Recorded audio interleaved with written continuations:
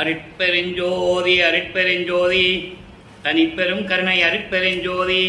எல்லா உயிர்களும் இன்புற்று வாழ்க, வள்ளல் மலரடி வாழ்க வாழ்க, கொல்லாவிரதம் புகழ எல்லாம் ஓங்குக, நல்லோர் நினைத்த நலம் பெறுக, நன்றி நினைத்த எல்லோரும் வாழ்க இசைந்து. உலக மக்களே, அறிவார்ந்த அன்பர்களே, ஆண்மநேய ஒருமைப்பாடுடைய அன்பர்களே, அருட்பெருஞ்சோதி ஆண்டவருடைய திருவிளையாடலை பார்த்து கொண்டிருக்கிறோம். அருட்பெருஞ்சோதி ஆண்டவர் இந்த பிரபஞ்சம் தோன்றிய காலத்திலிருந்தே ஏராளமான திருவிளையாடல்களை செய்து கொண்டிருந்தார். ஆனால் கலியுகத்தினுடைய கடைசி திருவிளையாடல் 1823ஆம் ஆண்டு தொடங்கி 1874ஆம் ஆண்டு 51 ஆண்டுகள் அருட்பெருஞ்சோதியுடைய திருவிளையாடல் எப்படியெல்லாம் இந்த பூலோகத்திலே நடந்தன என்பதை திருவெற்பாவிலிருந்து ஒவ்வொரு திருமுறையிலிருந்தும் ஒவ்வொரு பாடல்களிலிருந்தும் நாம் பார்த்து கொண்டிருக்கிறோம்.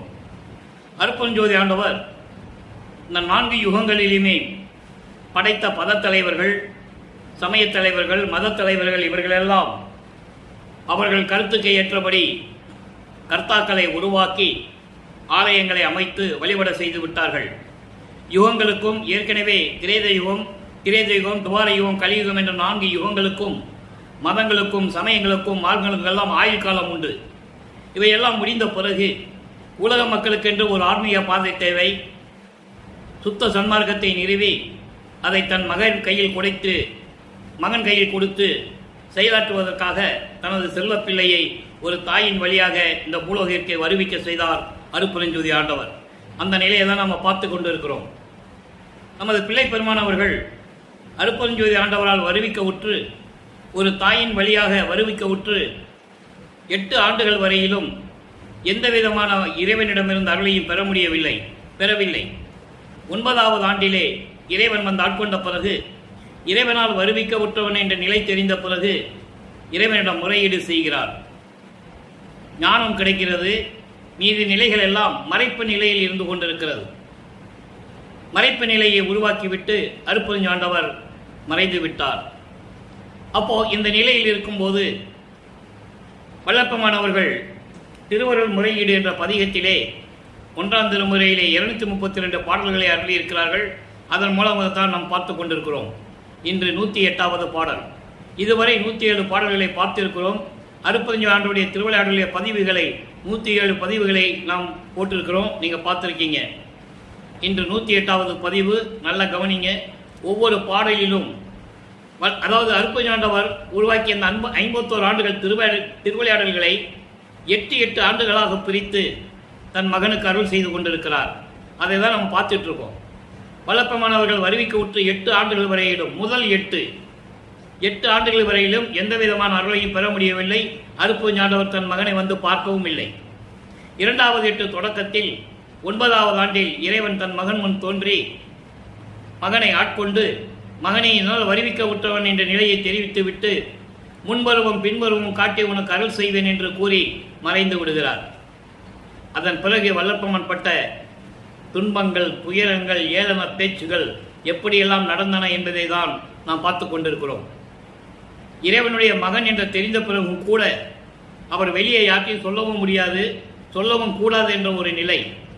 அப்போ சமயங்களும் மதங்களும் மார்க்கங்களும் சூழ்ந்திருந்த காலகட்டங்களில் நமது பிள்ளை பெருமானவர்களும் எப்படி இந்த 4 யுகங்களிலுமே சிவபெருமான் என்றும் நடராஜன் என்றும் இப்படியெல்லாம் பெயர்களை அளித்துக் கொண்டிருந்தார்கள் என்பதை நீங்கள் அறிவீர்கள். அதுபோல சமயங்களிலும் மதங்களிலும் மார்பில் சொல்லப்பட்ட நெறிகளை பின்பற்றி கொண்டு, அதாவது திருநீறு பூசிக்கொண்டு, உத்திராட்ச மாலையை அணிந்து கொண்டு, இப்படி சங்கற்ப விகற்பங்களெல்லாம் ஈடுபட்டு கொண்டு நமது பிள்ளை பெருமானவர்களும் இருந்தார்கள் என்பதை திருவெற்பாவிலே நாம் பார்த்து கொண்டிருக்கிறோம். நிலைகள் மாறும்போது அதை வேண்டாம்னு சொல்லுவார். அதை நம்ம பார்க்குறோம். அந்த வகையில் இன்று பார்க்க வேண்டிய பாடலை பாருங்க. பாடல் உங்களுக்கு கண்டிப்பாக புரியாது. ஆனால் இறைவன் கொடுத்த விளக்கம் மிகவும் எளிமையாக இருக்கும். தெவ்வள்ளி ஓடும் மனத்தேனுக்கு உந்தன் திருவுள்ளந்தான் இவ்வழி ஏது என்று இரு வழிக்குள் விட்டது எவ்வளியோ. விழி என்பது, அதாவது இரு வழி என்பது இருள் வழி. இருள் அங்க மறைவு இருக்கிறது. அப்ப இருள் வழிக்குள் விட்டது எவ்வளியோ. அவ்வழியே வழி செவ்வழி பாட நின்று ஆடுகின்றோம். வெவ்வழி வெவ்வழி நீர் புனைக்கு என்னே செயல் இவ்வியன் நிலத்தே.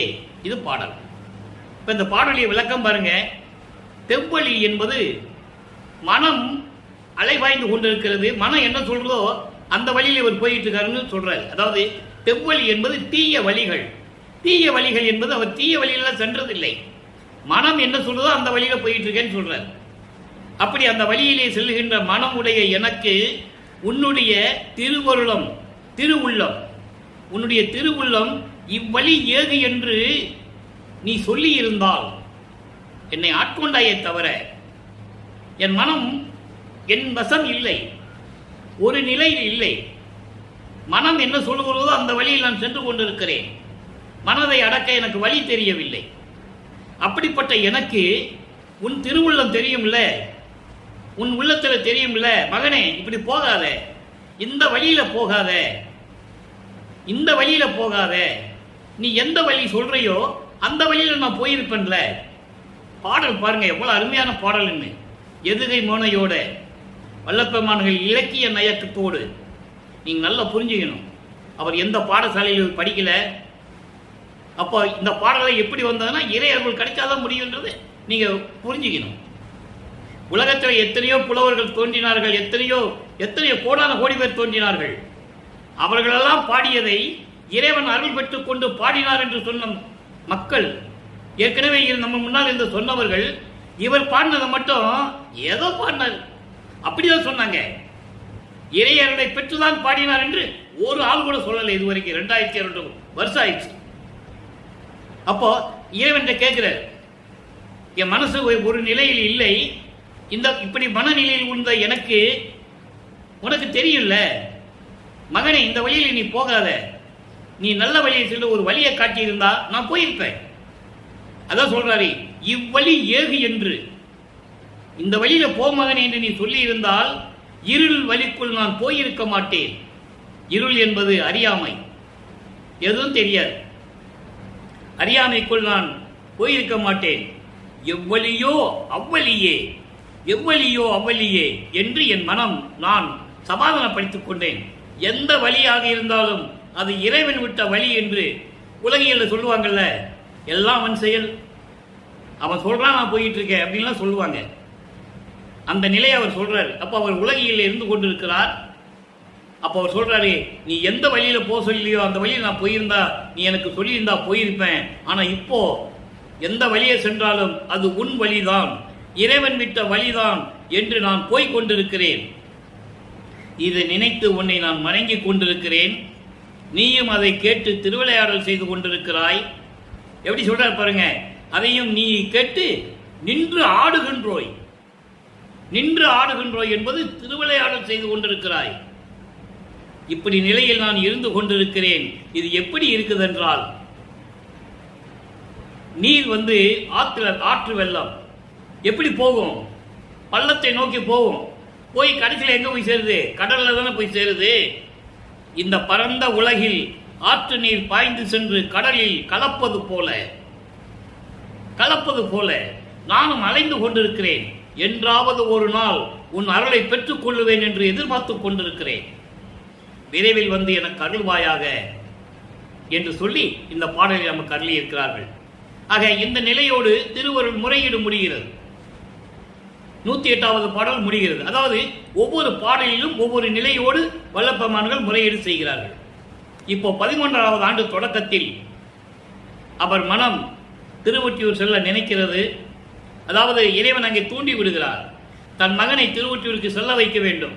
அப்பதான் முதல்ல திருவொற்றியூர் போய் தியாகராஜ பெருமான் முன்னால் நிற்கிறார்.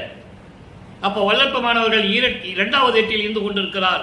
16 ஆண்டுகளுக்குள் ஈரட்ட 16.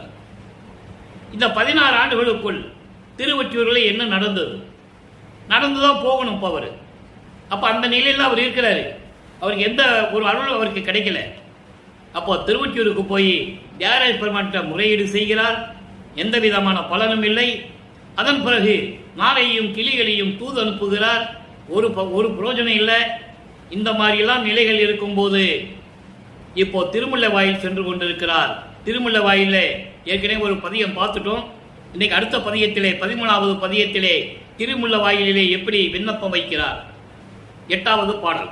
நல்ல கவனிங்க, எளிமையான பாடல். மண்ணில் ஓங்கி வளர் முல்லை வாயில் வாழ் கண்ணுள் மாமணியே, கரும்பே உன்னை எண்ணும் அன்பர் இழிவடைந்தால் அது பண்ணும் நின் அருள் பாரிடை வாழ்கவே. எவ்வளவு ஒரு விண்ணப்பம் வைக்கிற மாதிரி வைக்கிறாரு. இறைவனை எப்படி சொல்றாருன்னு பாருங்க. அதாவது இந்த பூலோகத்தில் வளமுடன் திகழ்ந்து கொண்டிருக்கின்ற திருமுல்லை வாயிலில் இருக்கின்ற இறைவனே, என் கண்ணுள் மாமணியே, என் கண்ணில் இருக்கின்ற மணி போன்று விளங்கிக் கொண்டிருக்கின்ற இறைவனே, கரும்பு போன்று இருந்து கொண்டிருக்கின்ற இனித்துக் கொண்டிருக்கின்ற இறைவனே, உன்னை நம்பி அன்பர்கள் இங்கே வந்து உன்னை வணங்கினால், அவர்களுக்கு நீ அருளை கொடுக்காமல் அலைய வைத்தால், அவர்கள் துன்பப்பட்டால், அது உன்னுடைய அருளுக்கு இந்த பூலோகத்தில் அழகா வாழ்க வேண்டும். ஒரு ஏளனமா பேசுகிறார், கிண்டல் செய்கிறார் இறைவனை. இப்படியெல்லாம் துன்பப்படும் போது நீ இருக்கிறையே, நீ வாழ்கப்பா பூலோகத்தில், நீ இருந்துக்கோ அப்படின்ற கிண்டல் செய்கிற மாதிரி இறைவனை விண்ணப்ப வைக்கிறார். நம்மளே சொல்லுவோம்ல உலகையில், நீ போப்பா, நீ நல்லா இருப்பா போதும். எவனா ஒருத்தர் நம்மளை துன்பப்படுத்தும் போது நம்ம என்ன சொல்லுவோம்? சரிப்பா நீ நல்லா இருப்பா, நான் எப்படியாவது கஷ்டப்பட்டு போறேன் அப்படின்னு சொல்லுவோம்ல, அதை மாதிரி சொல்ற. அப்படிப்பட்ட இறைவனே, உன்னிடம் வந்து துன்பத்தை தீர்க்க வேண்டும் என்று அன்பர்களும் அடியார்களும் வந்து வணங்கினால், அவர்கள் துன்பத்தை நீக்காமல் நீ இருப்பது உன்னுடைய அருளுக்கு இந்த பூலோகத்தில் அழகா இருக்கிறதா? சரிப்பா நீ வாழ்ந்துக்கப்பா, நாங்கள் துன்பப்பட்டுக்கிறோம், நான் உன்னை தேடி வந்திருக்கிறேன், நீ என்னன்னு கூட என்னை கேட்கறது இல்லை, எதுக்கு ஏன் வந்தன்னு கூட கேட்கறது இல்லை, இது உன் திருவருளுக்கு அழகா என்று சொல்லி இந்த பாடலை நமக்கு அருளியிருக்கிறார்கள். ஆக வல்லப்பமானவர்கள் 2வது 8, அதாவது 16 ஆண்டுகளுக்குள் இந்த நிலையில் இருந்து கொண்டிருக்கிறார் என்பதை உலக மக்களுக்கு தெரிவிக்கிறார் பாடல் மூலமாக. சொல்லணும்ல, அதனால்தான் அவர் இந்த திருவருட்பாவை நமக்கு அருளியது. அவர் இறைவனை பற்றி பாடியது எல்லாம் ஒரு புறம், யாரும் அதை பார்த்ததில்லை. அவர் பாடி எப்படி பண்ணார் யாருக்கு தெரியும். ஆனால் இந்த திருவருட்பாவை ஏன் அருளினார்கள் என்றால், தன்னுடைய நிலையை, இறைவனால் செல்வப்பிள்ளை என்று அழைக்கப்பட்ட நான் இந்த பூலோகத்திற்கு வந்து ஒரு தாயின் வழியாக வருவிக்க உற்று எவ்வளவு துன்பங்களை அடைந்தேன் என்பதை உலக மக்களுக்கு தெரிவிக்க வேண்டும். அதே நேரத்தில் இறைவனுடைய திருவிளையாடலையும் உலக மக்களுக்கு தெரிவிக்க வேண்டும். எத்தனையோ திருவிளையாடல் படிச்சிருக்காங்கல்ல, புராணங்களையும் காவியங்களையும். அப்ப அருப்பஞ்சோதி ஆண்டவருடைய திருவிளையாடல் யார் சொன்னது? யாருமே சொல்லல. வல்லப்பமான் கூறியதை இந்த வள்ளலார் ஊழியன் உங்களுக்கு விளக்கிக் கொண்டிருக்கிறேன். அதுதான் உண்மை, அதுதான் சத்தியம். இப்ப வல்லப்பமானவர்கள் 3வது எட்டில் இருந்து கொண்டிருக்கிறார். 3/24. இப்ப மறுபடியும் திருவொற்றியூர் போறாரு. 16வது ஆண்டு கழிச்சு 17வது ஆண்டு தொடக்கத்தில் அந்த 8 ஆண்டுகள் 24 ஆண்டுகள் வரைக்கும் மறுபடியும் திருவொற்றியூர் தான் போறாரு. போய் இறைவனிடம் எவ்வளவோ விண்ணப்பங்கள் வைக்கிறார், முறையீடு செய்கிறார், எல்லாம் நம்ம பார்த்துட்டோம். இப்போ புனரா விறகு பொருந்துரு வேட்கையின் இரங்கல் என்ற பதியத்திலே இறைவனுடைய ஆதங்கத்தை, அவருடைய துன்பத்தை உலக மக்களுக்கு தெரிவிக்கிறார். 17வது பாடல். இந்த பாடல் எப்படின்னா, ஒரு பெண் தன்னுடைய காதலை தோழியிடம்தான் முதலில் கூறுவாள். அந்த தோழியிடம் சொல்லுவது போல இறைவன் மீது ஏற்பட்ட காதலை, அவரை எப்படியெல்லாம் இறைவனை விரும்பினார் என்பதையெல்லாம் இந்த பாடலில் நமக்கு அள்ளியிருக்கிறார்கள். தன்னை தலைவியாகவும் இறைவனை தலைவனாகவும் வர்ணனை செய்து, அதனுடைய அந்த இறைவன் வந்து சேரவில்லை, இன்னும் வந்து நம்மளை பார்க்கவில்லை, இன்னும் அருளை கொடுக்கவில்லை என்ற ஆதங்கத்தை, அந்த வெளிப்பாட்டை, அந்த துன்பத்தை உலக மக்களுக்கு தெரிவிக்கிறார். அதை இப்படி பாடலாக அருளியிருக்கிறார்கள், நம்ம பார்த்து கொண்டிருக்கிறோம். பாடலை நல்லா கவனிங்க. ஊனமடையார் ஒற்றையினார் உரைப்பார் உள்ளத்து உரைகின்றோ, காணமுடையார் நாடு உடையார் கனிவாய் இன்னும் கலந்திலரே. நமக்கு முக்கியமான இடம் இதான். கனிவாய் இன்னும் கலந்திலரே. மானமுடையார் எம் உறவோர். நல்லா கவனிக்கணும். உறவோர்னு ஏன் சொல்றாருன்னு நீங்க கவனிக்கணும். மானமுடையார் எம் உறவோர் வாழாமைக்கே வருந்துகின்றார். தினம் அடையாய், தோழியை சொல்றாரு, அழகான பெண்ணே என்று சொல்லுகிறார். தினம் அடையாய் என்பது அழகான பெண்ணை, கோபம் அடையாமல் முகம் வாடாமல் முகமலர்ந்து இருக்கின்ற என் தோழியே என்று சொல்லுகிறார். தோழியை குறிப்பிடும் போது உள்ளத்தை சொல்லுகிறார். தோழியே, நான் என்னடி நான் செய்வது ஒன்றும் தெரிந்திலனே. இது பாடல். பாடலுடைய விளக்கம் பாருங்க. ஊனமடையார் ஒற்றியினார் உரைப்பார் உள்ளத்து உரைகின்றோர். ஒரே வரி இது. இதனுடைய பொருள் என்னன்னா, திருவொற்றியூரில் இருக்கின்ற தியாகராஜ பெருமானை வணங்குகின்றவர்களுக்கு, உள்ளத்திலே நினைத்து வணங்குகின்றவர்களுக்கு துன்பத்தை கொடுக்க மாட்டார். அதான் அந்த வரியுடைய பொருள். ஊனம் அடையார் ஒற்றியினார் உரைப்பால் உள்ளத்து உரைகின்றோம். திருவொற்றியூரில் இருக்கின்ற தியாகராஜ பெருமானை நினைத்து வணங்குகின்றவர்களுக்கு அவர்கள் உள்ளத்தில் இருப்பார், துன்பங்களை கொடுக்க மாட்டார். அப்படிப்பட்ட இறைவன் கானம் உடையார், சுடுகாட்டிலே இருந்து கொண்டிருப்பவன். தெளிவாக சொல்வார் ஒரு பாட்டில். அந்த பாட்டுடைய பதியத்தில் நம்ம பார்த்துட்டோம். ரொம்ப அற்புதமாக இருக்கும். இரங்கல் மாலையில் நம்ம பார்த்துருக்கோம். 31 பாடலில் சொல்லுவார். அது ஒரு தாய் மகளிடம் சொல்லுவது போல இருக்கும். இவருடைய காதலை, அதாவது மகளுடைய காதலை தாய் அறிந்து கொண்டால் அந்த காதலனுடைய நிலையை அறிந்து கொள்வதற்காக தாய் சென்று விசாரிக்கிறாள். அதாவது உலகில் இருக்கிறது போல ஒரு பெண்ணு காதலிச்சுட்டா அந்த பொண்ணுடைய அம்மா என்ன சொல்லும், போய் அவன் யாரு எப்படிப்பட்ட விசாரிப்பாங்கல்ல, அப்போ விசாரிக்கிற போல சொல்லுவார் இறைவனுடைய நிலையை. அவனுக்கு திங்கிறதுக்கு சோறு இல்லை, தெரு தெருவா பிச்சை எடுத்துக்கிட்டு இருக்கான், படுக்கிறதுக்கு இடம் இல்லை, தங்குறதுக்கு இடம் இல்லை, சுடுகாட்டில் படுத்துக்கிட்டு கிடக்கிறான், குளிக்கிறதுல ஒன்றும் இல்லை, உடம்பு எரிந்த சாம்பலை உடம்பெல்லாம் பூசிக்கிட்டு நாத்தம் அடிச்சுக்கிட்டு இருக்கு, மண்டை ஓடுகளை எலும்புகளை மாலையா போட்டுக்கிட்டு இருக்கான். அவனை போய் கல்யாணம் பண்ணணும்னு சொல்றியே, நீ என்ன வாழ போற அப்படின்ற மாதிரி அந்த பாடல்கள்லாம் வரும். அதுக்கு அர்த்தம் என்னன்னா, இப்படிப்பட்ட இறைவன் அவனை நீ தேடி தேடி அலைகிறாய், எந்த அருளையும் கொடுக்காம இருந்து கொண்டிருக்கிறான், அவனை நினைச்சிட்டு ஏன் இந்த மாதிரி இருக்கிற அப்படின்ற மனநிலையில் இருப்பது போல அந்த பாடலை நமக்கு அருளி இருப்பார் வல்லற்பெருமான்.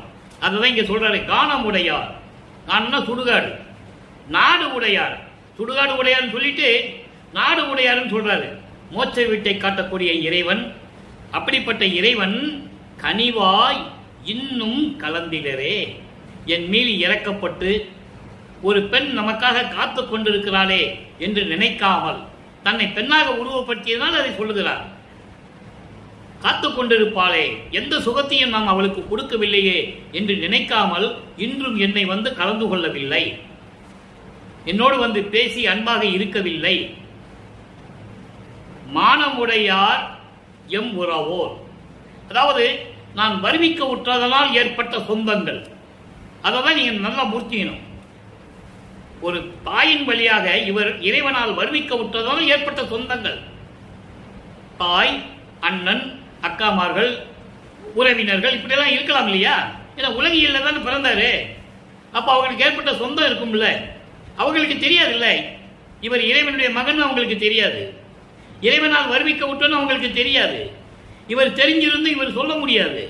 சூழ்நிலையை நீங்க நல்லா கவனிச்சிக்கணும், அந்த சூழ்நிலையை நீங்க நல்லா கவனிக்கணும். இவர் சொல்லவும் முடியாது. அதனால அவங்க என்ன சொல்றாங்கன்னா, அவர்களாம் மான மரியாதையோட வாழ்ந்து கொண்டிருப்பவர்கள், நல்ல குடும்ப மான மரியாதையோடு வாழ்ந்து கொண்டிருப்பவர்கள், அந்த உறவுகள் எல்லாம் என்னை என்ன சொல்கிறார் என்றால், வாளாவெட்டியாக தெரிந்து கொண்டிருக்கிறாளே, தன்னை ஒரு பெண்ணாக உருவப்படுத்தினால் அப்படி சொல்றாரு. அதனுடைய விளக்கம் நான் அப்படி தரேன், உலக மக்களுக்கு எப்படி சொல்றாருன்னு. அப்போ அப்படி மான மரியாதையோடு வாழ்ந்து கொண்டிருந்த எனது உறவுக்காரர்கள், அவருக்கு உறவு என்று சொல்றதை மறுபடியும் சொல்றேன், மனசுல வச்சுக்கங்க. அவர் வருவிக்க உற்றதனால் ஏற்பட்ட சொந்தம், அவருக்குன்னு தனி உறவெல்லாம் கிடையாது. அவர் இறைவனாகவே இருக்கின்றவர், எல்லா யுகங்களிலும் இருந்து கொண்டிருப்பவர் நமது பிள்ளை பெருமானவர்கள், வல்லற்பெருமானவர்கள் என்பதை இங்கு நான் பதிவு செய்ய கடமைப்பட்டிருக்கிறேன். ஆதாரங்கள் திருவுட்பாவிலே நிறைய உண்டு, யாரும் மறுக்க முடியாது. அப்போ அந்த நிலையில் ஏற்பட்ட உறவுகள் எல்லாம் என்னை வாளாவட்டியாக இருந்து கொண்டிருக்கிறாளே என்று சொல்லி என்னை ஏளனம் செய்கிறார்கள். அதனால் மனம் உடைந்து வருந்திக் கொண்டிருக்கிறேன். என் தோழியே, இப்ப நான் என்ன செய்வது என்று எனக்கு தெரியவில்லையே என்று சொல்லி இந்த பாடலை நமக்கு அருளி இருக்கிறார்கள். ஆக இதனால் உலக மக்களுக்கு அந்த மைய கருத்து எப்படி வல்லற்பெருமான் தெரிவிக்கிறார் அவருடைய எண்ணத்தை. உலக மக்களே, நான் இறைவனால் ஒரு தாயின் வழியாக வருவிக்க உற்ற பிறகு 24 ஆண்டுகள் வரையிலும் இறைவனிடமிருந்து எந்த அருளையும் பெற முடியவில்லை. இதனால் நான் மிகவும் மன வருத்தத்தில், மன துயரத்தில் அலைந்து கொண்டிருக்கிறேன். இன்னும் இறைவன் வந்து எனக்கு எந்த விதமான அருளையும் கொடுக்கவில்லை. இறைவன் எப்படிப்பட்ட இறைவன் தெரியுமா? அந்த இறைவனே வந்து இன்னும் என்னை அணைத்துக் கொள்ளவில்லையே, அருள் கொடுக்கவில்லையே என்று சொல்லி நான் வருந்தி கொண்டிருக்கிறேன். அதே நேரத்தில் நான் வருவிக்க விட்டதனால் ஏற்பட்ட சொந்தங்கள் இருக்கிறதே உலக மக்களே, அவர்களும் மனமுடைந்து வருந்தி கொண்டிருக்கிறார்கள். நான் வருந்துவது மட்டுமல்லாமல் அவர்களும் வருந்தி கொண்டிருக்கிறார்கள். எப்படி என்றால், இந்த பிள்ளை இப்படி தெருவழியாக அலைந்து கொண்டிருக்கிறானே, உடம்பெல்லாம் திருநீர் பூசிக்கொண்டு உத்ராட்ச கோட்டையை போட்டுக்கிட்டு இப்படியெல்லாம் திருவொற்றியூருக்கு அலைந்து கொண்டிருக்கிறானே, எந்த விதமான குடும்ப பற்று இல்லாமல் இருந்து கொண்டிருக்கிறானே, வாழ தெரியாமல் இருந்து கொண்டிருக்கிறானே என்று சொல்லி என்னால் அந்த ஏற்பட்ட உறவுகள் எல்லாம் வரிந்து கொண்டிருக்கின்றார்கள் என்று சொல்லுகிறார். அதையும் சொல்லிதான் ஆகணும். அதனால உலக மக்களுக்கு சொல்றார். அப்போ இப்படி நிலையில் நான் இருந்து கொண்டிருக்கிறேன் உலக மக்களே என்று சொல்லி இந்த பாடலை நமக்கு அருளியிருக்கிறார்கள். ஆக அறிவார்ந்த அன்பர்களே, இறைவனுடைய நிலையை பார்த்தீங்களா? இறைவனால் வருவிக்கவுற்றன் என்ற நிலையும் தெரிந்தும் கூட இவ்வளவு நிலைகளை, துன்பங்களை அவர் அனுபவித்துக் கொண்டிருக்கிறார். இதை நிறைய பாடல்களில் உண்டு. மெய்யல் வியப்பிலை எளிமையாக சொல்லுவார். ஈராண்டு தொடங்கிய பிறகும் கூட, தொடங்கி 12 ஆண்டு தொடங்கி, ஈராண்டு தொடங்கின்னு கூட சொல்லுவார். 12 ஆண்டு தொடங்கி இற்றைய பகல் வரை நான் பட்ட பாடு இந்த படியில் நினைக்கில். படி என்ற மண்ணுள்ள பூலோகத்தில் இறைவனால் வருவிக்கவுற்று 12வது ஆண்டு தொடக்கத்தில் இருந்து 32 ஆண்டுகள் வரையில் நான் பட்ட பாடெல்லாம் நினைச்சா கல்லா இருக்கிற மலை கூட அழுவும், கண்ணில் தண்ணி வந்துடும், இரும்பு கூட கரைஞ்சி ஓடும் அப்படின்லாம் சொல்லுவார். ஆக அந்த நிலையில் இருந்து கொண்டிருக்கிறார்கள். இப்போ வல்லப்பமான் அவர்கள் 3வது எட்டில் அடி எடுத்து வைக்கிறார். அதாவது 4வது எட்டில் அடி எடுத்து வைக்கிறார். 4/32. இப்போ 24 ஆண்டு வரைக்கும் ஒன்றும் நடக்கலை. அடுத்து 25வது ஆண்டிலிருந்து 32 ஆண்டுகளுக்குள் என்ன நடந்தது என்பதை நாம் திருவருட்பாவிலிருந்தே பார்த்து கொண்டிருக்கிறோம். அப்படிதான் சொல்ல முடியும் உலக மக்களுக்கு. பாடலை சொல்லி அந்த பாடலுடைய உண்மையை விளக்கி தான் சொன்னால் மக்கள் நம்புவார்கள். இது கதை அல்ல, கற்பனை அல்ல, வேண்டும் என்று சொல்லுவதல்ல. பாடலை சொல்லி பாடல் இருக்கிற விளக்கத்தை சொன்னாதான் இறைவனுடைய திருவிளையாடலை புரியும். நமது பிள்ளை பெருமானவர்கள் எப்படியெல்லாம் இந்த பூலோகத்தில் வருவிக்க விட்டு இருந்தார் என்பதை உலக மக்களுக்கு தெரியப்படுத்த முடியும். இப்போ இந்த 4வது எட்டு என்று சொல்லும்போது 27வது ஆண்டில் கண்டிப்பாக இந்த திருவிளையாடலை சொல்லிதான் ஆக வேண்டும். தனக்கோடி அம்மையாரை திருமணம் செய்து என்பதை விட மாங்கல்யத்தை பூட்டி அங்கு திருமணம் எல்லாம் நடந்துகிட்டு இருக்கு. அங்க பிரம்மன், திருமால், ருத்திரன் போன்றவெல்லாம் வந்திருக்காங்க. இவரை வாழ்த்துவதற்காக வந்து கொண்டிருந்தார்கள். அங்கே உட்கார்ந்துருக்காங்க. எப்படியாவது அருட்பெருஞ்சாண்டரை பார்த்துடணும் அங்கே வந்து உட்கார்ந்துருக்காங்க. ஆனால் அருட்பெருஞ்சாண்டர் வரவில்லை. என் தாயும் தந்தையும் வரவில்லை என்று என் மனம் எப்படி புண்பட்டது என்று தெரியுமா என்று கூறுமா. அந்த விளக்கத்தை இன்னைக்கு பார்க்க போறோம். எப்படி வந்தாங்க, எப்படி மணமக்களை வாழ்த்துனாங்க என்றதை இன்னைக்கு ஒரு பாடலை பார்க்க போறோம். நல்லா கவனிங்க. அப்ப இந்த நிலையில் இருக்கும்போது இவர் என்ன பண்றாரு, அந்த அம்மையாருக்கு மோட்ச வீட்டை காட்டி விமோசனத்தை கொடுத்து விட்டு உலக பற்றுகளை எல்லாம் விட வேண்டும். சமயங்களையும் மதங்களையும் மார்க்கங்களையும் சொல்லப்பட்ட நெறிகளை எல்லாம் விட வேண்டும். சுத்த சன்மார்க்கத்தை வாங்கணும். இப்ப சுத்த சன்மார்க்கம் அவருக்கு இருக்குது, தெரியும். சுத்த சன்மார்க்கத்தை எப்படி வாங்கினார்னு நேற்று பாடலில் பார்த்துட்டோம். அப்படியே மேலே போய் அங்கே உட்கார்ந்துட்டு எல்லாரையும் அறிமுகப்படுத்தி அருட்பெருஞ்சாண்டவர் இவர் என் மகன் என்று அங்கீகாரம் கொடுத்து சுத்த சன்மார்க்கத்தை கொடுத்ததெல்லாம் நம்ம நேற்று பார்த்துட்டோம். ஒவ்வொரு பாடலையும் அது குறிப்பிட்டு சொல்லுவார். அது சொல்லும்போது நம்ம விலைக்கு சொல்லி தான் ஆகணும். அது என் கடமை. அதனால தான் வள ஊழியன் என்று நான் இந்த தொண்டு செய்து கொண்டிருக்கிறேன். இப்போ தினமும் சொல்லி தான் ஆகணும் இந்த நிலைகள் எல்லாம். அந்த நிலையில் இருக்கும்போது இப்போ என்ன பண்ணிட்டாரு, அவனை போனால் திருவொற்றியூருக்கு போனாலும் பார்க்க முடியல, திருமுல்லை வாயிலுக்கு போனாலும் பார்க்க முடியல, திருவெள்ளித்தாயத்துக்கு போனாலும் பார்க்க முடியல. இனிமே அவனை பார்க்க போகக்கூடாது. அவர் வந்தா வரட்டும், இறைவன் வந்தா வரட்டும், இனிமே பார்க்க போகக்கூடாதுன்னு சொல்லி முடிவு கட்டி வீட்டுக்குள்ள உட்காந்துட்டு கதவை பூட்டிட்டார். பூட்டி தாப்பா போட்டார். மகனுடைய நிலையை இறைவன் பார்த்து கொண்டு இருக்கிறார். கூட தானே இருக்கிறாரு. ஆனால் தெரியாது, இவருக்கு தெரியாது, மறைப்பு நிலையில தான் இருக்கிறாரு. இப்போ இறைவன் வந்து திருவழியாக நடந்து வந்து, அவர் திருவழியாக நடக்கணும்னு அவசியம் இல்லை, ஆனால் நடந்து வர்ற மாதிரி தான் வல்லப்பெருமான் சொல்றாரு.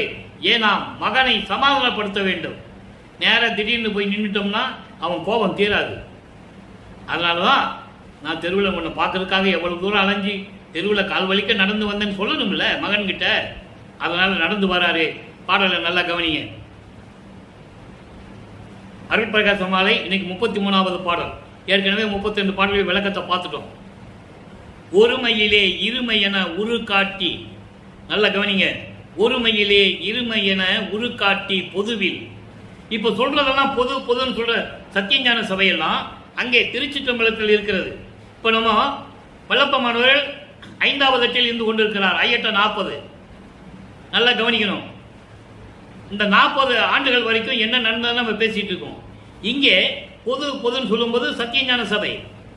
6வது எட்டுக்கு வரும்போது 6 48 ஆண்டுகளுக்குள் என்ன நடந்தது, 41வது ஆண்டிலிருந்து 48 ஆண்டுகளுக்குள் அந்த 8 வருஷத்துல என்ன நடந்ததுன்னு சொல்லும் போதுதான் வடலூர் சத்தியஞான சபை வரும். அப்படி சொல்லும் போதுதான் தர்மசாலை வரும் 6வது எட்டுல. அப்படி சொல்லும் போதுதான் நீதிமன்றத்தில் எப்படி நீதிபதிக்கு காட்சி கொடுத்து தீர்ப்பை வாங்கிட்டு வந்தாருன்றது அங்கதான் வரும். அதுக்கப்புறம் ஜமீனுக்கு போனது, வேட்டோட ஜமீன்ல போய் இந்த நிலத்துக்கு பேச போனது, அதெல்லாம் அப்புறம். இப்போ 5 8க்குள் என்ன நடந்ததுன்னா நம்ம பார்த்துட்டு இருக்கோம். அந்த திருவிளையாடல் தான் பார்த்துட்டு இருக்கோம். அதுக்கப்புறம் ஏகப்பட்ட திருவிளையாடல் நடந்தது. அதை நம்ம பின்னால் தான் பார்க்க போறோம். ஒரே நாளில் சொல்லிட முடியாது. அதெல்லாம் கொஞ்ச நாள் நீங்க காத்துக்கிட்டு தான் இருக்கணும். இப்போ ஒருமையில் இருமையை அருளுகின்ற உபயப்பதம் வருந்த அருமையிலே நடந்து எளியேன் இருக்கும் இடத்தை அடைந்து அணிக்கதவம் திறப்பித்து என் அங்கையில் ஒன்று அளித்து பெருமையிலே பிறங்குக நீ என்று திருவாய் மலர்ந்த பெருங்கருணை கடலே நின் பெற்றியை என் என்பேன். கருமையிலே நெடுங்காலம் கலந்து கலக்க உற்ற கலக்கமெல்லாம் தவிர்த்து எம்மை காத்து அருளும் பதியே. அருட்பிரகாச மாலை. அன்பர்களே, நான் ஏற்கனவே கூறியதுதான், இன்றும் சொல்லுகிறேன். பாடலை மட்டும்தான் நான் பார்த்து எழுதி கொண்டு வந்திருக்கிறேன். விளக்கம் இறைவன் கொடுத்த விளக்கம். பாடல் மட்டும்தான் இதில் எழுதியிருப்பேன். நான் பேசும்போது தான் எனக்கு விளக்கம் வரும். அதை தான் உங்ககிட்ட சொல்லிட்டு இருக்கேன். எந்த அகராதியிலோ யார் விளக்கங்கள் நிறைய எழுதியிருக்காங்க, நம்ம இல்லைன்னு சொல்ல முடியாது. எத்தனையோ பெரியவர்கள், கற்றவர்கள், அறிஞர்கள் விளக்கங்கள் எழுதியிருக்காங்க. நான் அதெல்லாம் பார்த்ததில்லை. யார் எழுதினா கூட எனக்கு தெரியாது. ஆனால் இறைவன் கொடுத்த விளக்கம் இது. நல்லா கவனிச்சுக்கங்க. மித்த யார் எழுதியிருந்தாலும், பெரியவர்கள் யார் எழுதியிருந்தாலும் நீங்க வாங்கி கூட படிச்சுக்கலாம். தப்பில்லை, தவறில்லை. ஒருமையிலே இருமை என உரு காட்டி பொதுவில் பேரின்ப நிலையிலே. ஒருமை நிலை என்பது பேரின்ப கடவுள் நிலை. அந்த பேரின்ப நிலையிலே இவ்வுலகம் அதாவது என்ன சொல்வாங்கன்னா, இருமை என்பது ஒருமை, அதாவது இருமை என்பது இம்மை மறுமை என்று சொல்வார்கள். இம்மை மறுமை. இம்மை என்பது இந்த பூலோகத்தில் ஏற்படக்கூடிய இந்த நிலை. மறுமை என்பது எதிர்காலத்தில் வருகின்ற ஒரு நிலை, வருகாலங்களில். அதான் இருமை என்று சொல்லுவது. அதாவது இந்த பேரின்ப நிலையிலே இவ்வுலகம் வருகின்ற காலங்களில், அதான் இன்மை மறுமை. இந்த பூலோகத்திலும் சரி, வருகின்ற காலங்களிலும் சரி, உன்னுடைய திருமேனியை காட்டி, உன் அருள் வடிவத்தை காட்டி, அருள் உருவத்தை காட்டி. அருள் உருவம் என்பது இங்கே நான் சொல்லுவேன், ஆனால் பின்னால் வரும். இங்கே இவர் அருப்பறிஞ்சுவதையும் சொல்ல மாட்டார். 4ஆம் திருமுறை வரைக்கும் நல்லா கவனிக்கணும். நீங்க சுத்த சன்மார்க்கத்தை வாங்கின பிறகுதான் அருப்பறிஞ்சோதி சுத்த சன்மார்க்கம் என்று சொல்லுவார். நடம்புரிகின்ற அப்படின்றத சொல்லிக்கிட்டே வருவாரு. ஆனா சுத்த சன்மார்க்கத்தை பெற்ற பிறகு சுத்த நடம்புரிகின்ற அந்த எல்லாம் பார்க்கும்போது அவ்வளவு இனிமையாக இருக்கும். உடம்பு புல்லரிக்கும் அந்த விளக்கத்தெல்லாம் பார்க்கும்போது. நல்லா புரிஞ்சுக்கணும். நீங்க இப்போ சுத்த சன்மார்க்கத்தை வாங்கல, அதனால திருமேனி காட்டி என்று சொல்லுகிறார். இருந்தாலும் நான் உங்களுக்கு சொல்லுகிறேன், அருப்பெருஞ்சோதி உருவத்தை காட்டி. அதான் அதுக்கு பொருள். பொதுவில் எங்கே திருச்சிற்றம்பலத்தில் இருக்கின்ற பொற்சபை சிற்றபையும் கூடிய அந்த சத்திய ஞான சபையில் அங்க பார்த்துட்டு வந்தது. இங்க சபையை கட்டினாரு. அங்க பார்த்ததை நம்ம நேற்று பாடல பார்த்துட்டோம். அதனால சபையை என்னுள் கண்டனன் என்று சொன்னார். அங்க இருக்கிற சபை எப்படி மக்களுக்கு வேணுமோ அது மாதிரி இங்க சபையை கட்டினது. அதெல்லாம் நம்ம பின்னால கிளீனா, அதாவது தெளிவா நம்ம பார்க்க போறோம். அப்படி சத்தியஞான சபையிலே அருள் நடனம் செய்து கொண்டு, திருவிளையாடல் செய்து கொண்டு, அருள் செய்து கொண்டிருக்கின்ற உபயபதம். உபயபதம் என்பது 2 திருவடிகள். உன்னுடைய 2 திருவடிகளும் வருந்த. அப்படிப்பட்ட திருவடிகள், அருளுடைய திருவடிகள் வருந்தும்படி அருமையிலே நடந்து மகனை பார்க்க போகின்றோமே என்று மகிழ்ந்து நடந்து. அதான் அருமை. சந்தோஷத்தோடு, நீண்ட நாள் பார்க்காத மகனை இன்று நாம் பார்க்க போகிறோமே என்று மகிழ்வோடு நடந்து வந்து எளியேன் இருக்கும் இடத்தை அடைந்து, நான் இருக்கும் இடத்தை தேடி அடைந்து அணிக்கதவம் திறப்பித்து. அணிக்கதவம் என்பது அழகான தெருக்கதவு, நல்லா புரிஞ்சுக்கணும். அழகான தெருக்கதவு, கல நயத்தோடு செய்த அந்த தெருக்கதவு அணிக்கதவம் திறப்பித்து. அங்கதான் நீங்க கவனிக்கணும். திறந்த வீட்டுக்குள்ள அவர் போகல, அவர் கதவை பூட்டிட்டாரு, தாழ்பால் போட்டாரு. இவர் போய் தாழ்பாலை திறக்கிறார். திறப்பித்து என் அங்கையில் மகனே என்று சொல்லி அருகிலே அழைத்து கட்டி தழுவி கொஞ்சி குலாவி என் உள்ளங்கையிலே, அங்கை என்பது உள்ளங்கையிலே, உள்ளங்கையிலே பிடித்து ஒன்று கொடுத்தார். அந்த ஒன்று என்பது அருள் கொடை. என்ன அருள் கொடை என்பதை நம்ம பின்னால் பார்க்க போறோம். ஒவ்வொரு பாட்டிலையும் ஒன்று கொடுத்தார், ஒன்று கொடுத்தார் தான் சொல்லுவாரு. அதுக்கு நம்ம விளக்கம் கொடுத்துட்டு இருக்கோம், நீங்களும் பார்த்துட்டு இருக்கீங்க இல்லையா? இன்னைக்கும் அதே தான். ஒன்று கொடுத்தார், அளித்து பெருமையிலே விளங்குக நீ. மகனே, இந்த பூலோகத்தில் நீ பெருமையோடும் புகழோடும் நீ இங்கே இருப்பாயாக. ஏன் இருப்பாயாகன்னு சொல்றாருன்னா, இன்னும் காலங்கள் இருக்கு. நீ 11 ஆண்டுகள் இருக்கு. 51ஆவது ஆண்டு முடிவில் தான் மகனோட அருப்பஞ்சோட கலந்துக்கிறாரு. பிரிந்த தன் மகனோடு தந்தையே வந்து மகனோட கலக்கிறார். இவர் தேடி போகல. உலகத்தில் பிரபஞ்சம் தேடி எல்லாமே இறைவனை தேடி போயிருப்பார்கள். இங்கே இறைவன் மகனை தேடி வருவார். அந்த உறவு எப்படிப்பட்ட உறவு என்பதை நீங்கள் புரிந்து கொள்ள வேண்டும். கடைசியில் 51ஆம் ஆண்டு நடக்கிற திருவிளையாடல் தான் எங்க சித்தி வளாகத்தில். அதை நம்ம கடைசியில் பார்க்க போறோம். எப்படி வந்தாரு, எப்படி மகனோட கலக்க போறாரு. இப்பெல்லாம் கலந்துக்கிட்டேன்னு சொல்லுவாரு. ஏன்னா அவர் அப்படிதான் சொல்லி ஆகணும். அந்த திருவிளையாடல நம்ம கடைசியில் பார்க்க போறோம். அப்போ அதாவது பெருமையோடு நீ இங்கே விளங்குக என்று சொல்லி திருவாய் மலர்ந்து, உன் திருவாய் மலர்ந்து பெரும் கருணை கடலே என் பெற்றியை என் என்பேன். பெற்றி என்பது அருள் தன்மை, அருள் பாங்கு. அந்த அருள் பாங்கை நான் என்ன என்று சொல்லுவேன்? கருமையிலே நெடுங்காலம் கடந்து. அன்றதை எப்படி சொல்றார் பாருங்க. கருமையிலே நெடுங்காலம் கடந்து. கருமை என்பது சமயங்களும் மதங்களும் மார்க்கங்களும் சொல்லப்பட்ட நெறிகளிலே நான் பின்பற்றி கொண்டிருந்து நெடுங்காலம்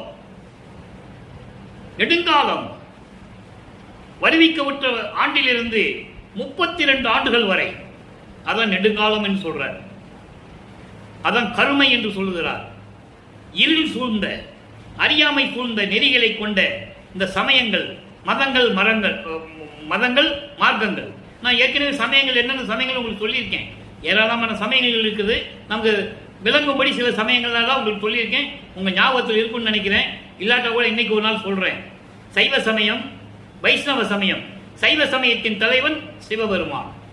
அந்த சிவபெருமான தான் தியாகராஜன் சொன்னாங்க, மாசிலாமன் சொன்னாங்க, நடராஜன் சொன்னாங்க, எல்லாம் சொன்னாங்க. வைஷ்ணவ சமயத்தின் தலைவன் திருமால்.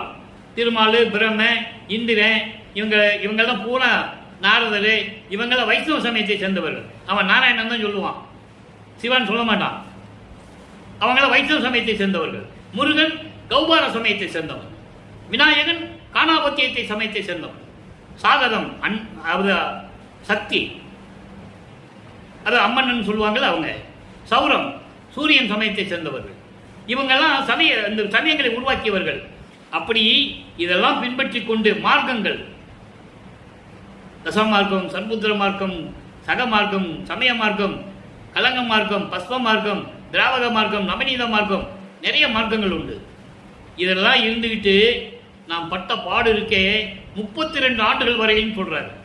அதான் கருமையிலே நெடுங்காலம் கலந்து 32 ஆண்டுகள் அதில் இருந்து நான் பட்ட துன்பங்களை எல்லாம், துயரங்களை எல்லாம் நீக்கி, எல்லாம் தவிர்த்துன்னு சொல்ற, எல்லாவற்றையும் நீக்கி என்னை காத்து அருளும் பதியே, என்னை காத்து அருளிய இறைவனே என்று சொல்லுகிறார். ஆக இறைவன் வந்தது, இறைவன் காட்சி கொடுத்து மகனுக்கு அருளை கொடுத்தது எல்லாம் சொல்லிட்டாரு. இப்போ இறைவன் இவருக்கு காட்சி கொடுத்து அருளை கொடுத்துட்டு மேலே போயிட்டார், மின்னுலகம் போயிட்டார், சிவஞான வழிக்கு போயிட்டாரு.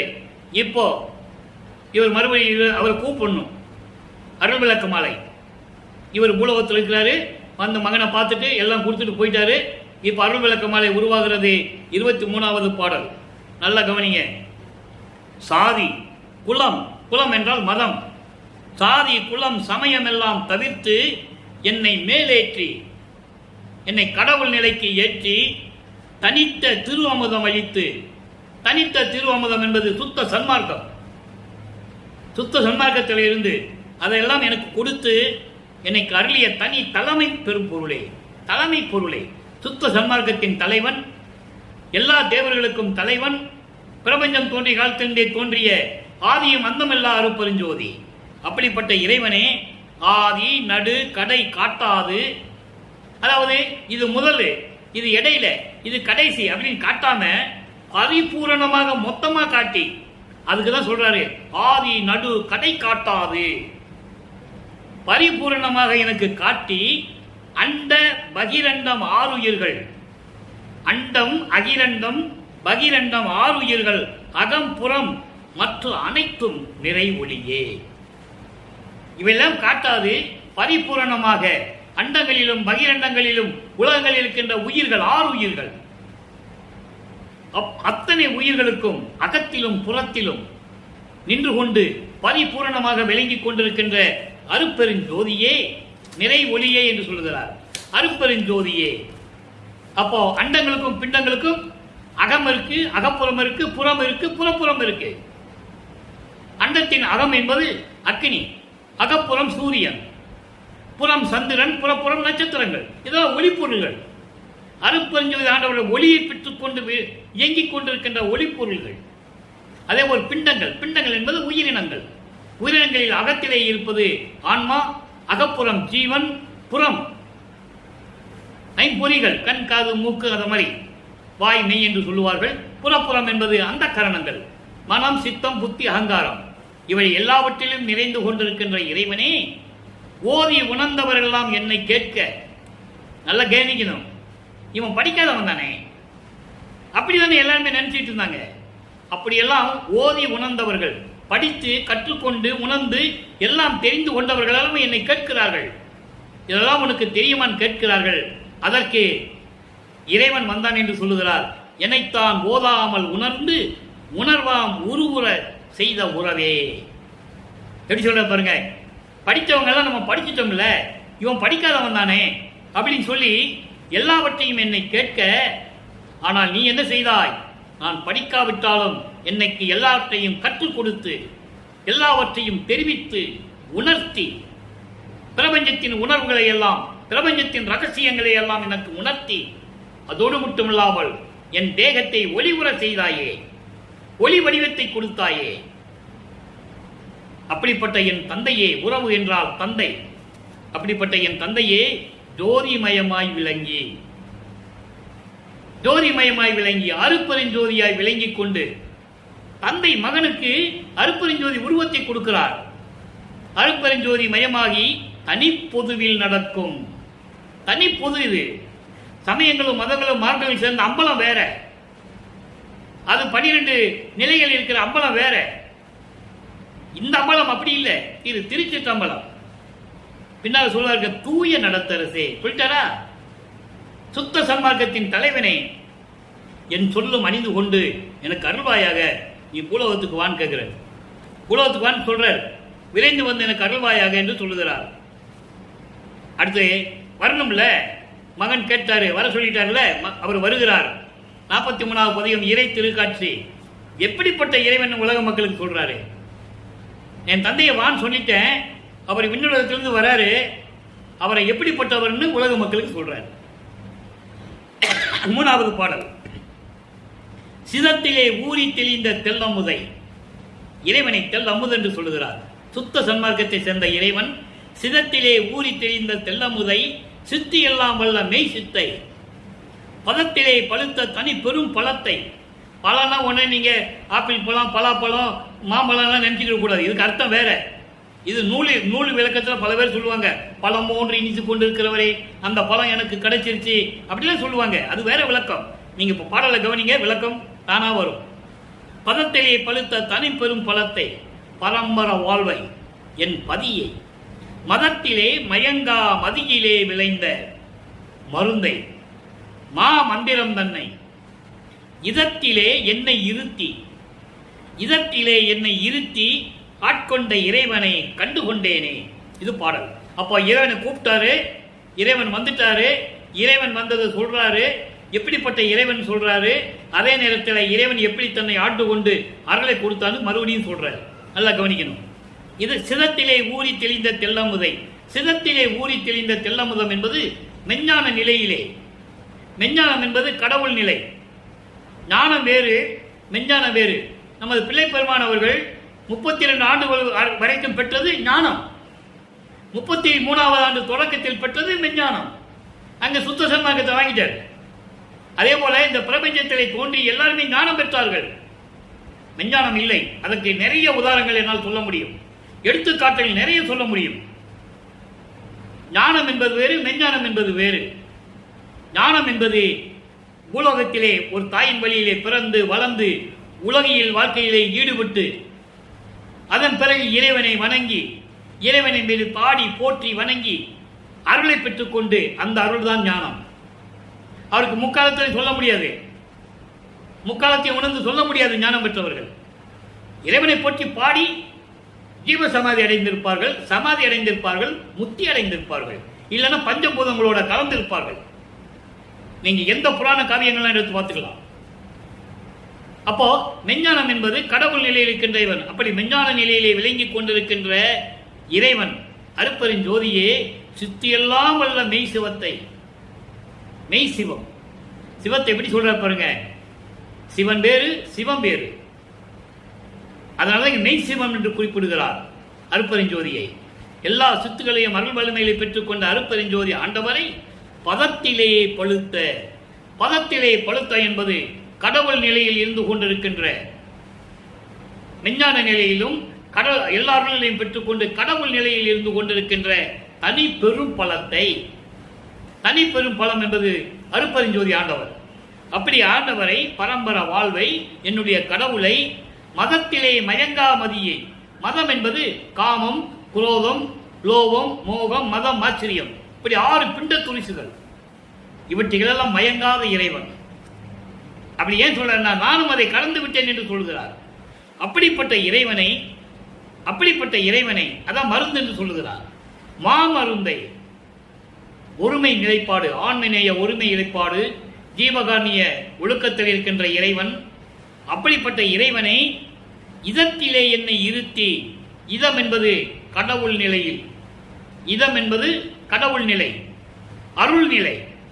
அப்படி கடவுள் நிலையிலே இருத்தி இந்த பூலோகத்திலே என்னை இருக்க செய்து, அதை இருத்திக்கின்ற பொருள் ஒரு தாயின் வழியாக என்னை வருவிக்க செய்து இந்த பூலோகத்திலே இருக்க செய்து கடவுள் நிலையை எனக்கு கொடுத்து என்னை ஆட்கொண்ட இறைவன். அப்படிப்பட்ட இறைவனை நான் கண்டுகொண்டேனே என்று சொல்கிறார். இப்போ இதெல்லாம் முடிஞ்சது. இப்போ இறைவனை ஏத்தும் இன்பம். ஏத்தும் இன்பம்னா வணங்குகிறது. இறைவனை எப்படி வணங்குகிறது? அப்படிப்பட்ட இறைவன் நிலையை தான் சொல்லுகிறார். பாடல் 3 பதிகம் 49. நல்லா கவனிங்க. துன்பமெல்லாம் தவிர்த்த துணைவனே. அவருக்கு ஏது துன்பம்? எந்த துன்பத்தை நீக்கினார்? நல்லா கவனிச்சுக்கணும். நீங்க சமயங்களையும் மதங்களையும் மார்க்கங்களையும் நீக்கி, அந்த துன்பங்களை எல்லாம் நீக்கி எனக்கு சுத்த சன்மார்க்கத்தை கொடுத்து கடவுள் நிலையில் நிறுத்திய இறைவனை, அப்படிப்பட்ட துணைவனை உன்னை நான் அப்படி சொல்லுவதா? என்கோ துணைவன் என்று சொல்லுவதா உன்னை? ஜோதியில் ஜோதி என்று உன்னை சொல்லுவதா? என்கோ என்பது சொல்லுவதா என்று அர்த்தம். அப்படிப்பட்ட இறைவனை நான் எப்படி சொல்லுவது? ஜோதியில் ஜோதி என்று சொல்லுவதா? அன்பெல்லாம் தந்த அன்பனே என்று சொல்லுவதா? என் அம்மை, என் தாய், அம்மையே அப்பனே என்று நான் சொல்லுவதா? இன்பெல்லாம் புரிந்த இறைவனை என்று நான் சொல்லுவதா? எல்லா இறை அருளையும், இறை அருள், அருள் என்றால் அவர் கேட்கிற அருள் கொடுக்கிறது. இப்போ முனிவர்களெல்லாம் தவம் இருப்பாங்க, எனக்கு இந்த அருள் வேண்டும்னு கேட்பாங்க, அந்த அருளை மட்டும் கொடுத்துட்டு போயிடுவாங்க. பிரம்மனா இருந்தாலும் சரி, திருமணம் இருந்தாலும் சரி, சிவனா இருந்தாலும் சரி, அருப்பஞ்சு விட்டு அருள் வாங்கினவங்க யாருமே கிடையாது இந்த பிரபஞ்சத்தில். அருப்பஞ்சு ஆண்டவர் யாருக்கு தெரியாது, இவருக்கு தானே தெரியும். அதை சொல்றதுக்கு தானே உலகத்துக்கு வராரு. அங்க சிவஞான வழியிலிருந்து செல்வப்பிள்ளையார் வளர்ந்தவர் இங்க வராரு ஒரு தாயின் வழியாக. அப்போ இன்பமெல்லாம் புரிந்த என் இறைவன் என்று உன்னை நான் சொல்லுவதா? என் உயிருக்கு இன் அமுது அளித்த இறைவன் என்று சொல்லுவதா? உயிர் வாழ்வதற்காக அருளமுதம் கொடுத்தையே, அந்த தாயின் கருவறையிலே இருக்கும்போது எனக்கு அருளமுதம் கொடுத்தையே, அப்படி அருளமுதம் கொடுத்த இறைவன் என்றே நான் சொல்லுவதா? நான் பசித்த போதெல்லாம் தான் பசித்ததாகி நல் அருள் அமுது கொடுத்தையே, அருள் அமுது உணவு கொடுத்தையே என்று சொன்னாரே, அதை நான் சொல்லுவதா? என்பதா மணியே, துளையிடப்படாத மணி. மணினா உருண்டையா இருக்கும், அதில் துளைகள் இருக்காது. துளை போட்டாச்சுன்னா அந்த மணிக்கு மதிப்பு இருக்காது, மரியாதை இருக்காது. அதை ஓட்டை போட்டு நூலில் கோத்துருவாங்க. அதுக்கப்புறம் அதுக்கு மரியாதை இருக்காது, மதிப்பு இருக்காது, விலை இருக்காது. அப்படி விலையில்லா மணியே, இறைவனை சொல்றாரு, அப்படி உன்னை நான் சொல்லுவதா? என் கண்ணே என்று உன்னை சொல்லுவதா? என் உயிர் நாதா என்று உன்னை நான் சொல்லுவதா? எப்படி உன்னை சொல்லுவது என்று சொல்லி இறைவனுடைய வணங்குவதை அதை நமக்கு குறிப்பிட்டு இருக்கிறார். அடுத்து பாருங்க, அற்புதமான விளக்கம். நீண்ட நாள காலமாக நீங்க பதிவை பார்த்துட்டு இருந்தீங்கல்ல, கல்யாணம் நடந்தது, எல்லாரும் வாழ்த்துனாங்க. இவர் அப்பா அம்மா வரலன்னு புலம்பிக்கிட்டு இருந்தாரு, மன வருத்தப்பட்டு இருந்தாரு. அதெல்லாம் நம்ம பேசணும்ல. ஒரு விளக்கம் சொன்னேன் நான் உங்களுக்கு. 2 குதிரை மாட்டின தேரில் வருவாரு. என் அம்மாவும் அப்பாவும் 2 குதிரை மாட்டின தேரில் என்னை வாழ்த்திட்டு போனாங்கன்னு சொன்னாரு அப்படின்னு நான் உங்கள்ட்ட எல்லாம் சொல்லியிருப்பேன். நீங்க அதில் மனசில் வச்சிருந்துருக்கீங்க. அதனுடைய பாடல் இன்னைக்கு வருது, நல்லா கவனிங்க. எதையும் திருவற்பாவை இல்லாமல் சொல்ல முடியாது, பொய் சொல்ல முடியாது, கதை சொல்ல முடியாது. அந்த விளக்கத்தை இன்னைக்கு பாருங்க. அதனுடைய தலைப்பே திருநடப்புகழ்ச்சி. திருநடப்புகழ்ச்சி என்பது இறைவனுடைய திருவிளையாடலை பற்றி புகழ்ந்து சொல்லுவது. திருநடம் என்பது இங்கே திருவிளையாடல். எப்படி திருவிளையாடல் பண்ணியிருக்காரு தன் மகனுக்குன்றதை இன்னைக்கு நம்ம பார்க்க போறோம். எருதின் உழைத்திருந்தேன் எனக்கு இறங்கி அடிச்சிறியேன் இருந்த இடத்தை தேடி. நீங்க அருட்பிரகாசமாலையில் சொன்ன இடம் தேடி வந்தது வேற. அந்த நிலை மாறிடுச்சு. அது சமயங்களும் மதங்களும் மார்கள் சூழ்ந்த நிலையில் இருந்தாரு. அதையெல்லாம் வேண்டாம் மகனேன்னு சொல்லிட்டு அருளை கொடுத்துட்டு போனாரு. இப்ப வளர்ப்பமானவர்கள் சுத்த சன்மார்க்கத்தில் இருந்து கொண்டு கடவுள் நிலையில் இருந்து கொண்டிருக்கிறார். அருப்பஞ்சாண்டவருக்கு என்ன அருள் நிலையோ அதே நிலையில் இருந்து கொண்டிருக்கிறார். இப்ப மகனை தேடி தாயும் தந்தையும் வருகிறார்கள். அதை சொல்லுகிறார் பாருங்க. எருதின் உழைத்திருந்தேன் எனக்கு இறங்கி அடிசிறியேன் இருந்த இடம் தன்னை தேடி இணைப்பரிமான் ஈர்க்கும் ஒரு திருத்தேர் ஊர்ந்து என்னை உடையவளோடு அடைந்து உள்வாயில் தாழ் பிடித்து பயத்தோடு நின்ற என்னை. அங்க கதவை பூட்டிடுவாரு. இங்கே அற்புத மாலையில கதவை தாப்பாத்திருந்து இறைவன் தான் வரணும். இங்க இவர் பூட்ட போறாரு கதவை. அந்த விளக்கத்தை நான் சொல்றேன். அப்படி தாழ்போடு நின்ற என்னை வருதி என திருக்கரங்கள் அழைத்த பதியே, மணியே, என் மருந்தே, என் வாழ்வே, என் வரமே, சுருதி முடி அடிக்கு அணிந்த துரையே, என் உள்ளத்தே சுத்த நடமுறுகின்ற சித்த சிகாமணியே. சுத்தன்ற வார்த்தையை பயன்படுத்துற பாருங்க. அதான் நான் முதல்ல சொன்னேன். 4ஆம் திருமுறை வரைக்கும் இந்த சுத்தன்ற வார்த்தையே வராது. நீங்க வேணாம் திருவருட்பா புத்தகத்தை படிச்சுக்கங்க. ஆனால் அதுக்கு பிறகுதான் சுத்தம் என்ற வார்த்தையே வரும். இப்ப இந்த பாடலை பார்த்தாச்சுல்ல, விளக்கம் பாருங்க. அதாவது காளமாடு போல நான் ஊர் சுத்திட்டு இருந்தேன். எனக்கு கல்யாணம் பண்ணணும்னு சொல்லிட்டாங்க. எல்லாம் இது சூட்சமான விளக்கங்கள் இப்ப நம்ம சொல்றது. ஆனா பாடல்ல அந்த விளக்கத்தை இதுதான் கரெக்டான ஒரு இடம். நான் மாடு மாதிரி காளமாடு மாதிரி ஊர் சுத்திட்டு இருந்தேன், எந்த பொறுப்பும் இல்லாம. அந்த நேரத்தில் எனக்கு திருமணம் நடந்தது. அப்போ நான் பட்ட கஷ்டங்கள், துன்பங்கள், மன உளைச்சல்கள் நான் சொன்னேன். எங்க அப்பா அம்மா கிட்ட வரல அப்படின்னு நான் சொன்னது வாஸ்தவம் தான். இன்னைக்கு உலக மக்களே, இந்த சிறியேன் இந்த மகன் இருக்கிற இடத்துக்கு தேடி இணைப்பரிமான் ஈர்க்கும் ஒரு தேர். இணைப்பரிமான் என்பது 2 குதிரை மாட்டின தேர். 2 குதிரை அந்த தேரை இழுத்துட்டு வருது. அதான் ஈர்க்கும் ஒரு தேர். 2 குதிரை மாட்டின தேர்ல எங்க அப்பாவும் எங்க அம்மாவும் அருப்பெருஞ்சோதியும் சிவகாமி வள்ளியும் உடையவளோடு என்னை அடைந்து. அருப்பெருஞ்சோதிக்கு உடையவள் யார்? சிவகாமி வள்ளி. அப்ப அந்த மாதிரி வா மகனே என்று 2 கைகளை காட்டி என்னை அழைத்து என்னை வாழ்த்தினார்கள். கட்டி அணைத்து முத்தமிட்டு கொஞ்சி குழாவினார்கள். இதனுடைய நிலை எப்படின்னா, திருமணம் ஆனவொடனே என்ன பண்ணுவாங்க, மணமக்களை ஒரு ரூமுக்குள்ள போய் அறைக்குள்ள போய் கதவை சாத்திக்கிட்டு சொல்லுவாங்க. அந்த நிலையிலே இவர் அறைக்குள்ள இருந்துட்டு கதவை சாத்த போறாரு. அது ரெட்டை கதவு. கதவு சாத்திட்டே வரும்போது ரொம்ப பயத்தோடு நின்ற என்னை, ஐயோ கதவு சாத்த போறோமே, அப்பா அம்மா இன்னும் வரலையே, அருப்பெருஞ்சோதியும் எங்க அப்பா அருப்பெருஞ்சோதியும் அம்மா சிவகாமி வள்ளியும் வரலையேன்னு சொல்லி பயத்தோடு நின்ற என்னை அந்த சந்தல பார்க்கிறாரு.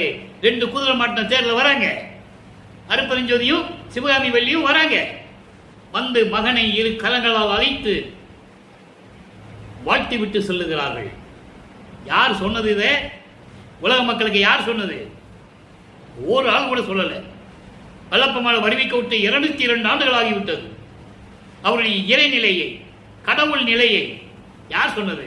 பொதுப்படையாக பேசினார்கள், அவ்வளவுதான். யார் அவருடைய நிலையெல்லாம் யார் சொன்னதில்லை.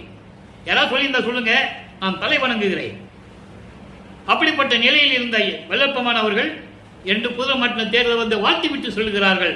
அதன் பிறகு சொல்றாரு, வருதி என 2 கரங்கள் அசைத்து வா மகனே வா மகனே சொல்லி அசைக்கிறாங்க. மன்னியே அப்படிப்பட்ட இறைவனே, என் வாழ்வே என் வரமே, சுருதி முடி. சுருதி என்பது வேதங்கள், வேதங்களின் மேல் விளக்கங்களின் மேல் விளங்கிக் கொண்டிருக்கின்ற அப்படிப்பட்ட திருவடிகள். அந்த வேதங்களை தன் கால்களிலே சிலம்பாக சுற்றி கொண்ட இறைவன் என்று சொல்லுவார். ஒரு பாடல் இருக்கிறது. வேதங்களை எல்லாம் ஒரு காலையும் ஆகமங்களை எல்லாம் ஒரு காலையும் சிலம்பா மாட்டிக்கிட்டு அருள் நடனம் செய்கிறாராம் இறைவன் அருப்பெருஞ்சோதி. அந்த பாடல் வரும்போது உங்களுக்கு புரியும். இந்த சுருதின்ற வரதுனால இந்த விளக்கத்தை நான் சொல்றேன். அது ஒரு பாடல் இருக்கு, வரும். வேதங்களை ஒரு காலையும் ஆகமங்களை ஒரு காலையும் சிலம்பா கட்டிக்கிட்டு அருள் நடனம் செய்து கொண்டு திருவிளையாடல் செய்து கொண்டு இருக்கிறார் இறைவன் என்று சொல்லுவார்.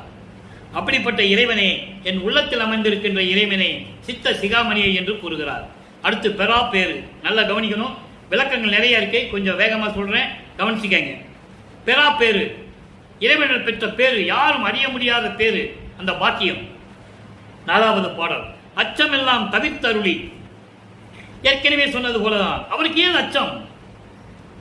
அச்சங்களை எல்லாம் நீக்கி இச்சையெல்லாம் அளித்த, நான் கேட்டதையெல்லாம் எனக்கு கொடுத்த அம்மா அப்பா என் ஐயா என் அரசே, துச்ச உலகாசாரத்து உடுக்க அனைத்தும் தவிர்த்து, இந்த உலகையிலே இருக்கின்ற துன்பங்களை எல்லாம் எனக்கு நீக்கி துரும்பு